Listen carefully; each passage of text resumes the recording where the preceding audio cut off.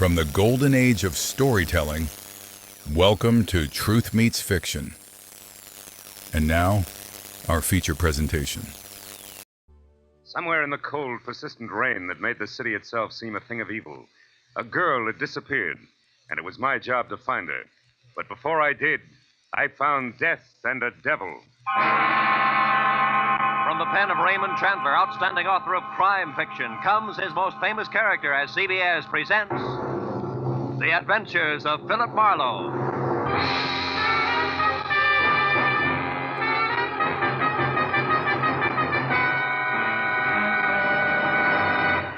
And now, with Gerald Mohr, starred as Philip Marlowe, we bring you tonight's exciting story, The Black Halo.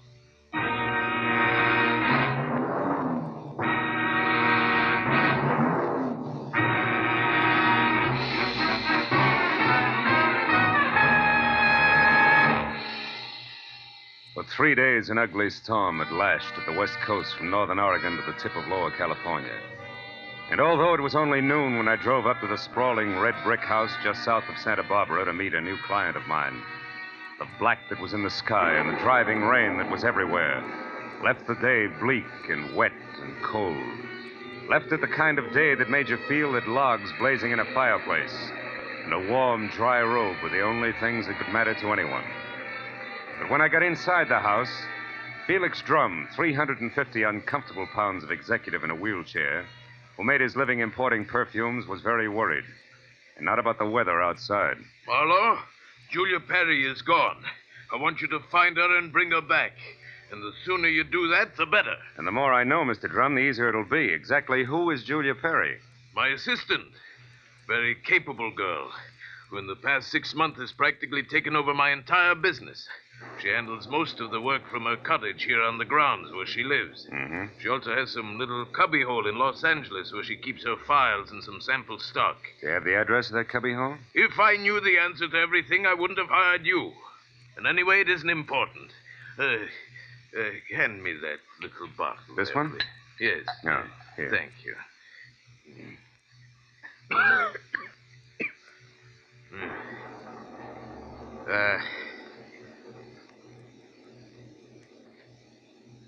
When did you last see Julia, Mr. Drum? 3 days ago. Oh, it was 3 days ago when she left on one of her regular weekly trips down to Los Angeles to bid on perfumes. Usually she stayed away overnight, but the Beechwood Plaza Hotel most of the time, and she was back here by noon the next day. I suppose you've already checked the Beechwood Plaza, huh? Yes, of course. My man Ruby, the one who showed you in, has called the place 12 times. But they only know that Julia registered there 3 days ago and hasn't been seen since. Well, what about the girl herself, Mr. Drum? I mean her background, friends, family, that sort of thing. As far as I know, Marlowe, Julia has no friends and no family either. She's just a sweet but smart little girl from someplace in Kansas. Mm-hmm. No beaux, not even nice ones, huh? I don't think she had the time. You see, when Julia first came to work for me, she wanted to get ahead, and I gave her the chance. She made good. Mm-hmm. Today, she's as much my right arm as Ruby is my leg. Mr. Drum, did you notice anything unusual about Julia's behavior lately? Yes, and that's the reason I'm worried. About 2 weeks ago, I saw changes in the girl, Marlowe. She seemed less spry, more preoccupied. Oh? Yes. I figured it was overwork myself, since the end of the year always means detailed annual reports, so I made no comment at the time. I see. Tell me, Mr. Drum, what does she look like? Well, I have no pictures, but she's a blonde of medium height and was wearing a plaid raincoat and little circle of a hat when she left. Uh-huh. Altogether, she's sweet and simple, if that's what you mean. Yeah. Do you mind if I stop into the cottage on my way out? Marlowe, you turn the place inside out if it'll help any. Only since I'm certain that Julia's in some kind of bad trouble, you be quick and find her.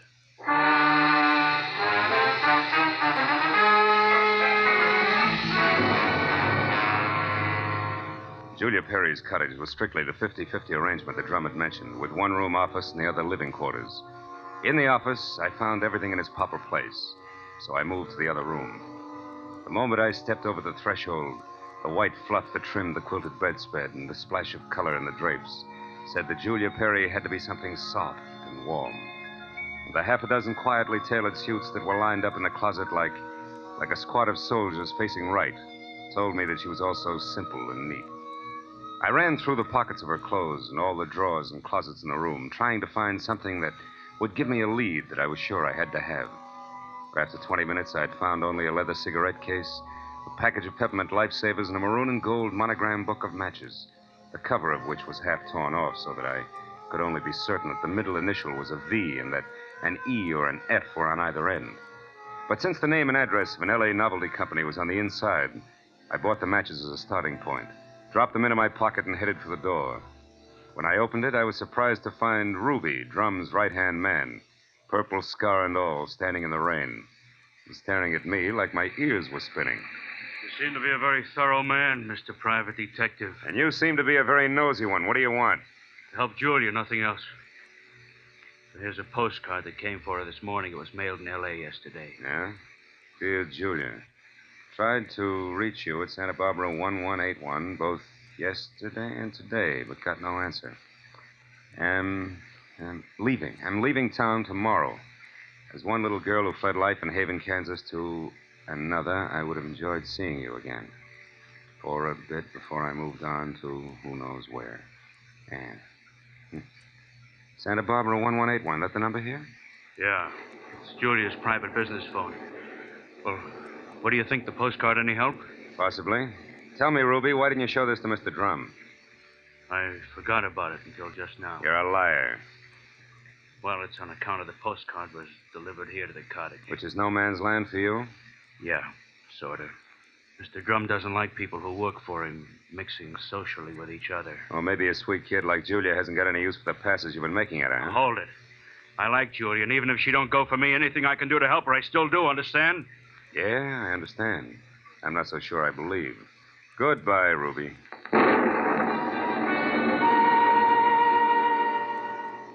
It was pushing 5 o'clock and still raining by the time I got back to L.A. and over to the novelty company. Once there, I presented the torn book of matches that I had found in Julia's cottage to a bald man with horizontal question marks for eyebrows, and who, at the crinkle of a $5 bill, tore himself away from his racing form long enough to check the files for a set of maroon and gold initials that had a V in the middle. And it was 6 o'clock before I had the answer, which was EVE. And they weren't initials, but the front name of Mrs. Eve Bentley, who lived in a villa at the swank Sunset Terrace Apartments. And according to the gentleman who said he knew his oats, was a very classy filly. An hour later, I was at Mrs. Bentley's front door, and while I made with the chimes and waited, I wondered just how much a guy who loves the ponies could know about women. But when the door opened, I had my answer. Yes? What is it?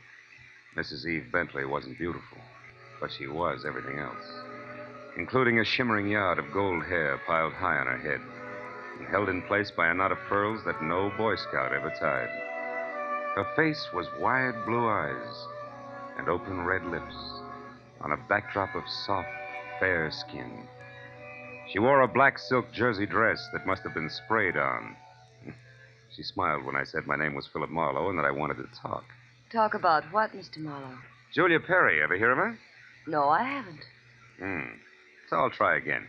What do you know about Ann somebody from Haven, Kansas? Absolutely nothing. This torn book of matches says otherwise. I found them in Julia Perry's cottage. Julia Perry's missing. I'm a private detective who was hired to find her, and the matches turned out to be yours. Now, may I come in? Why, yes. Thanks. Now, Mrs. Bentley, maybe we ought to start all over. No, wait just a minute, Mr. Marlowe. I may be able to help you. Did this Julia Perry deal in perfumes? That's right. Now, how did you know that? Because I just remembered something. And now I'm sure I can explain why my matches showed up where they did. Just a minute. You know, whenever I'm talking to a beautiful woman, somebody's always creeping around in the kitchen. Who is it this time? Oh, really, Mr. Marlowe? There's a storm outside, and there are windows and trees. If you put those three things together, that noise could have been a branch scratching on a glass pane. Or somebody with squeaky shoes and a lot of curiosity. Somebody like Mr. Bentley, for instance. Huh? Oh, I doubt that, Mr. Marlowe. You see, Mr. Bentley's been dead now for 3 long years. Oh. Yes. Well, you were saying something about the matches. Oh, yes. This Julia Perry must somehow or other gotten hold of him through my fiancé, Marvin Whitaker. How does that figure? Like 2 and 2. Marvin is in the perfume business. Ditto Julia. Also, I think he mentioned her name once. Said she was very clever for a girl who looked like somebody's kid sister. That fits all right. Where will I find said fiancé? At his favorite bar and grill. But won't you have a drink first, Mr. Marlowe? No, thanks, Eve. There isn't time. Now the bar and grill. The Blue Boar. Blue which? Boar, Mr. Marlowe. Yeah. It's a very English spot over on Wilshire, opposite Arthur Murray's studio. But before you dash, do you at least have a match? Yeah? Whole book of them, honey. Torn cover and all. And I want you to keep them. After all, they brought us together, didn't they?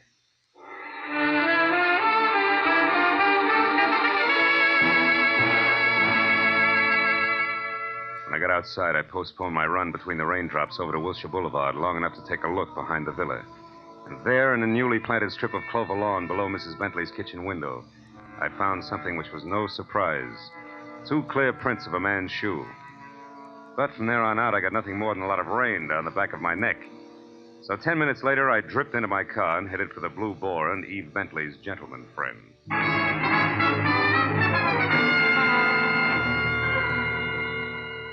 I located Marvin Whitaker, a handsome, hale fellow well met, in a white turtleneck sweater and riding breeches, behind a hot rum toddy in a corner booth that was pictures of steeplechase mounts against newly antique mahogany. And when I told him that I was looking for Julia Perry, he flashed a lot of glistening teeth at me, insisted that I join him in a warming glass of spirits, and started to talk, gesturing all the time with a riding crop. Why, yes, old man, I know Julia Perry. In fact, almost did some business with her today. You mean you were supposed to meet Julia someplace? That's right. At 1881 Selma Avenue, to be precise. But she called me this morning and postponed the whole transaction indefinitely. Could you stop projecting long enough to tell me why? She didn't say. Of course, it's of no bother to me on a day like this. No sane man should be any farther away from a toddy than we are right now. So drink up, old boy. It'll do you a world of good. Yeah, I bet it will. Look, Mr. Whitaker, one more question. Did Julia ever speak of a girlfriend named Anne? Someone she knew years ago in Kansas? No, I don't believe she did, Marlowe. Matter of fact, Julia never talked of anything but perfumes. Now drink your drink, fellow, before it's chilled through. Thanks, but no thanks, old bean. I do have to run, really. It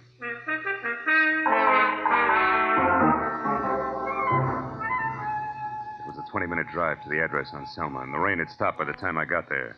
The place was one of those once-upon-a-time rooming houses that had been partitioned off into a couple of dozen 2x4 cubby holes, just big enough for the very small businessman to fill his fountain pen in.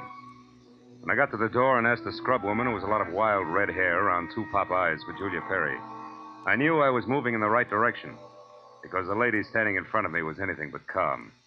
And more important, she had just heard a pistol shot from the back of the house. Yes, that's right. A pistol shot not over 2 minutes ago. I'm sure that Perry girl had something to do with it. Because when I come from inside, I saw her rush out down these steps. Did she say anything? I don't know. She was gone out of sight before I could open my mouth. But I know it was her on account of that plaid coat and little hat she wears. Yeah. Now, which room is hers? Come on. Well, that one there with the light showing under the door. But it's locked. You won't be able to get in. I just tried. Well, we'll try again for luck. It's not the best lumber. Believe me. This is terrible. Nothing like this has ever happened to me before.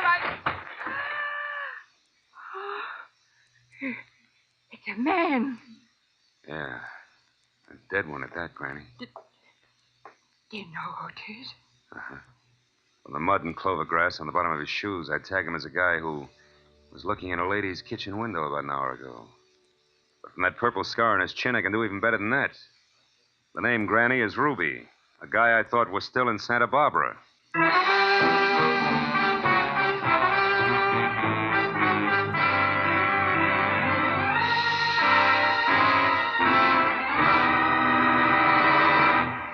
In just a moment, we will return to the second act of The Adventures of Philip Marlowe. But first, given clues, even the newest of Philip Marlowe fans can deduce the characters in CBS's great new early Sunday evening comedy lineup.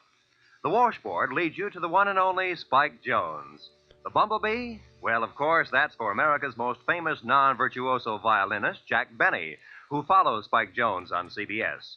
The two A's, Amos and Andy, who are heard on CBS immediately following Jack Benny. So it's really no mystery at all why millions of Americans now stay tuned to CBS on Sunday nights for these 3 superb comedy shows in succession.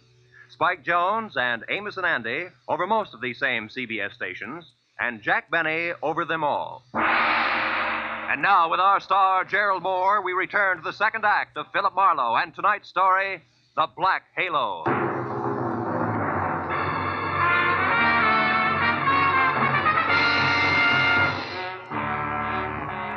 Ruby's body sprawled on the floor, and the girl in the plaid raincoat running away from it meant one thing. Julia Perry's trouble was important, like life, but more like death. A half sneer was congealed on Ruby's face, and his eyes, turned waxy, still held a look of mild surprise. I wasted some breath telling the scrub woman not to touch anything, and then I put in a call to my overweight client in Santa Barbara. He was glad to hear from me, at first. Marlowe. Well, now, I didn't expect a call from you this soon. You sure work fast, don't you, lad? Have you found her? Have you located Julia? Not quite. She's about 5 minutes ahead of me. Incidentally, Mr. Drum, she works fast, too. What do you mean by that? Let me ask the questions, huh? Number one, what was your leg man Ruby doing in L.A. tonight? Ruby? Yeah. Why, I sent him in to pick up some medicine for me. Why? Come on, Drum, you can talk straighter than that, and you better. I just found Ruby dead. Dead? Ruby's dead? What happened to him, Marlowe? He was shot. So forget the gags and tell me why he was snooping around. All right. I didn't trust you. No. It's my policy to trust nobody until he proves himself. I sent Ruby in to follow you and check on your progress. That was brilliant. You only made 3 mistakes. First, I don't need to be checked on. Second, you got your man killed. And third, you forced Julia's hand. Because it was Miss Perry herself who pulled the trigger on Ruby. Julia? Marlowe, I don't believe that. Which proves nothing, Mr. Drum, but skip it. Tell me, do you know a man named Marvin Whitaker? Whitaker? Yeah. No, should I? Well, he says he's in the perfume business. Well, I know everybody on the coast who bought more than 2 bottles of perfume at one time in the last 40 years, and I don't recall that name. I think the man must be a liar. So do I. Thanks for the help. And, Drum, if you've got any more expendable flunkies around, keep them out of my hair. I'll call you when I've got something.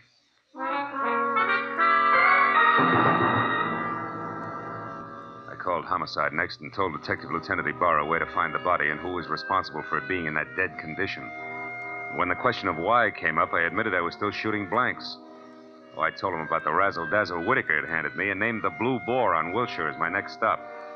Ibarra said he'd call me there, and when I got to the entrance of the place, I saw Whitaker, draped in a trench coat that involved enough cloth to rig a 4-masted schooner, standing in the anteroom, impatiently smacking his leg with that riding crop. He looked positively dashing. Question was, which way? Hiya there, Marlowe. Hey, old boy, you look upset. Anything wrong? I may be upset, Whitaker, but you're the one that's going to spill. First, are you leaving or coming back? I'm just leaving. Been here all the time since I talked to you? That's right. You see, my coat is perfectly dry. Stopped raining half an hour ago. well, you see, if I'd been outside, I would have known that. But why this 3rd degree, Marlowe? What's up? It's a long story. Maybe we better sit down and talk it all over from the beginning. Oh, I'm afraid I can't. Not just now. I've got a date. She'll keep. Not this one. It's something rather special. Special, huh? Like Eve Bentley? Now, look here, old boy. You're prying into my personal affairs. Whitaker, I'll rip the lid clear off your personal affairs if necessary to get a clean answer out of you. Now, what do you really know about Julia Perry? I told you once. Are you implying that I'm a liar? At least that. For instance, who puts out Amir? Come on, Whitaker. It's a well-known fragrance. Why, I don't recall offhand. That's strange, because any woman knows Amir's a Dana perfume. Just what are you trying to prove by all this? That as a perfume dealer, you stink. And try this for size. When I got to that address you gave me, I found a fresh corpse there with a bullet hole in it. A murder? Yeah, and your routine was pat, brother, so before homicide starts combing out the snags in your story, you better untangle it yourself right now. You lied to me. Now, why'd you do it, Whitaker? Why the double tone? All right, Marlowe, I'll tell you. I'll tell you this! Oh! He was as quick as a wounded cat. The riding crop slashed across my face even before I'd realized he'd moved. And by the time the red light stopped dancing in my eyes, Marvin Whitaker was gone. I turned as the head waiter walked up to me. He studied the hot red welt rising on my face for a moment and then murmured discreetly that if my name was Marlowe, I was wanted on the phone. It was Lieutenant Ibarra. Marlowe, you can stop beating the brush for Julia Perry. We found her. You did? Where is she, Ibarra? She's out in the alley here, behind the Beechwood Plaza Hotel, Marlowe. Exactly 8 floors down from the window of her room. She fell through the glass roof above the rear entrance. Oh. It's not pretty. Oh. She explained the whole thing, including that Ruby guy's murder in a note we found in her room. I'll be right over, Ibarra. Okay, don't hurry.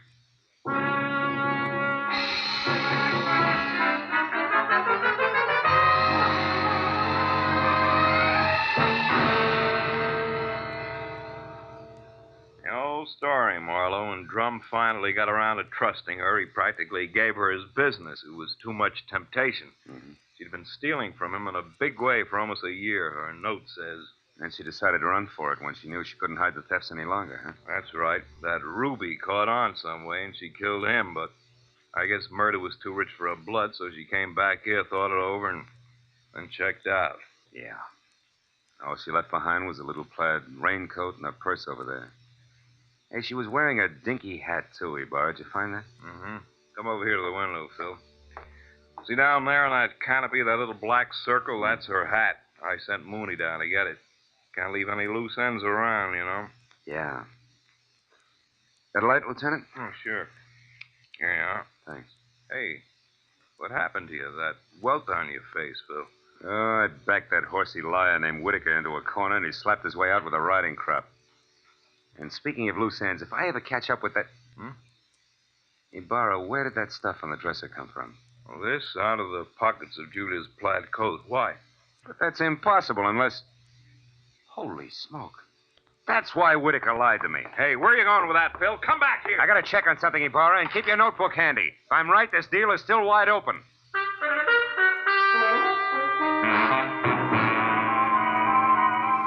All the way from the suicide's room in the Beechwood Plaza out to the widow's villa in the Sunset Terrace, my mind juggled a jumble of facts, trying to beat them into a brand new pattern. A pattern that had to include an object Ibarra had found in the pocket of that plaid raincoat. It almost made sense, but I needed just a little more. Well, when I turned into the parking lot at the Sunset Terrace, rain began to fall again. Thin, cold rain.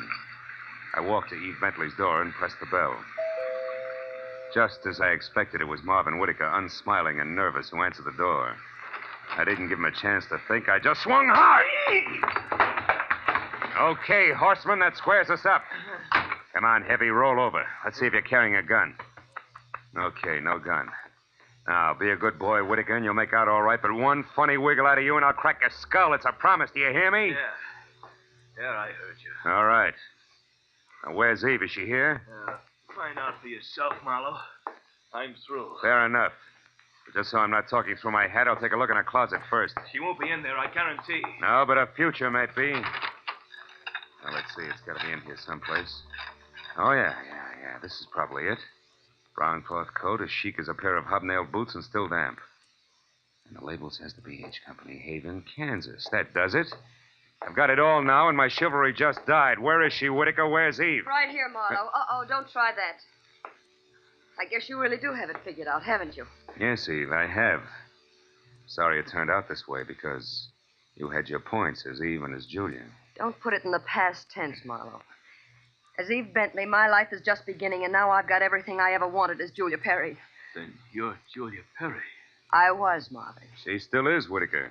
At least that's what the bailiff will call it in court. There won't be any court, Marlowe. Oh, I'm afraid there will, baby. You're twice a killer now, and both for the same reason, remember?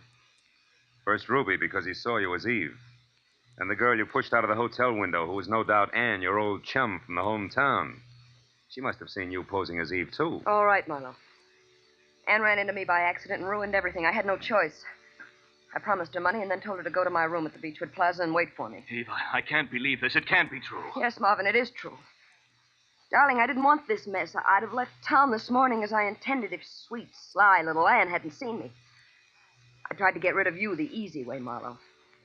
When I sent you to Marvin, the Selma Street address he gave you should have led you to the end of Julia Perry. Is that why you phoned me and told me to lie to Marlowe? Yes, Marvin. I was going there to write my suicide note and use the stockroom for my disappearing act. But Ruby caught me, and after that I had to work fast. But it's all right now. It all worked out perfectly. They were the only two who knew besides you, Marlowe. Aren't you forgetting little Marvin here? Forgetting him? Oh, no, Mr. Marlowe. Marvin's the one person I can count on. That's what you think. You don't get me mixed up in this. Marvin, I bargained for an heiress, not a murderess. why, you dirty load. All right, then. I'll use this gun on you, too, because I'm getting out of here and no one's going to stop me. But you're right between us, Eve. You can't get us both. He's right, baby. You're not good enough to get us both, and killing just one of us isn't going to solve anything. What do you say? It's been a long night, baby. You just couldn't tell when you were late.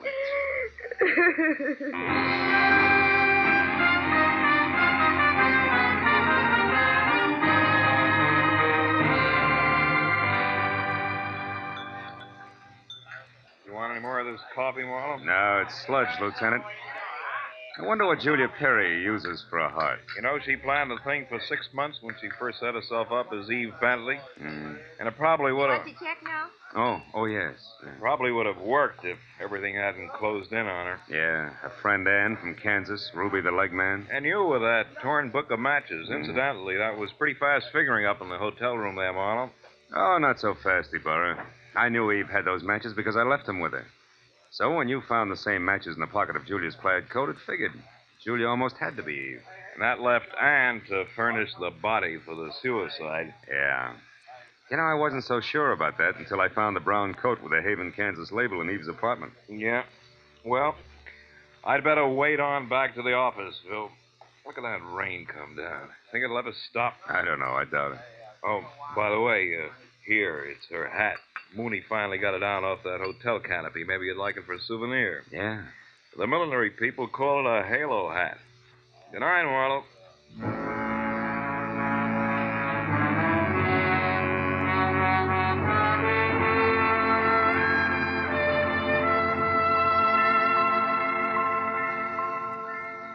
I sat there a while after Ibarra left, looking at the rain in the street, and the cold coffee in front of me, and Julia's little round halo on the table. And finally I got up and went outside. Dirty water scudded along the gutter and gurgled thickly into the sewer drain at the corner. For a minute I caught a glimpse again of the girl I'd figured Julia Perry to be when I went through her cottage in Santa Barbara. Yeah, that girl was an angel. But when I finally caught up with her, her halo turned out to be black, jet black, inside and out. I dropped the little hat into the gutter and watched it go as far as the drain at the corner. And then I went home.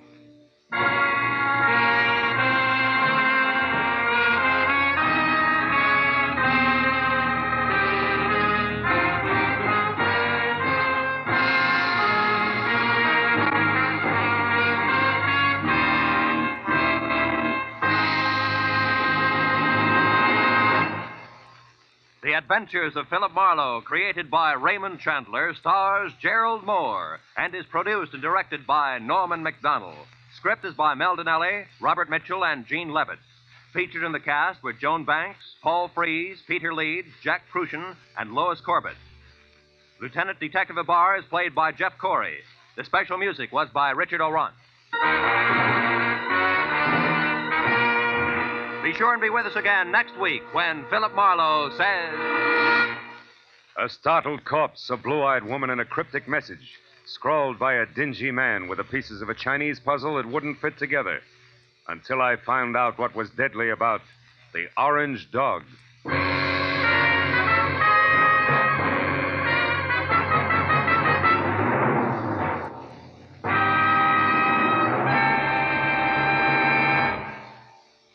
You'll find a whole hour of fun, variety, music, and thrills on Sing It Again tonight and every Saturday, for it's heard over most of these same CBS network stations. Now, stay tuned for Gangbusters, which follows immediately over most of these same stations.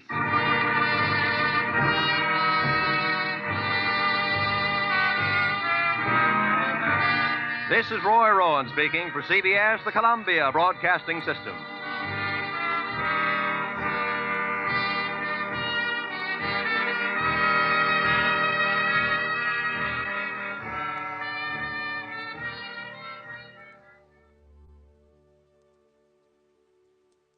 You've been listening to Truth Meets Fiction.